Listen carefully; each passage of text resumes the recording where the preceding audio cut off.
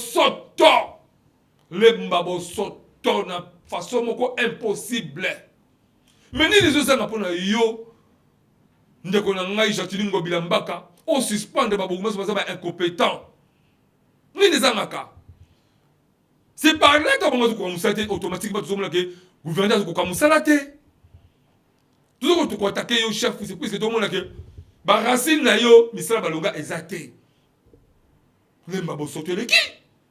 lemba bo soto leki ndeko na biso mwana mboka bourgmestre ya Lemba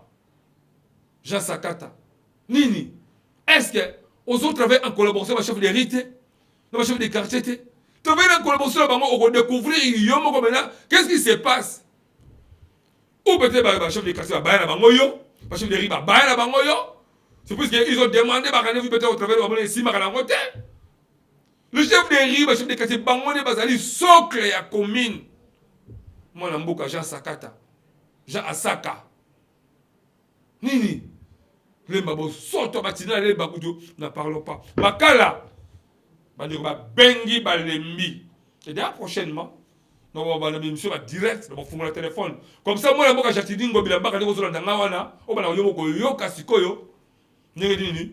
bandeko ba ko loba papa ba commune ba ko se plaindre trop c'est trop mais il y a des bourgmestres on va se savoir kitoko félicitations à mon mboka et puis Jacques et puis Mounze bourgmestre Baluku félicitations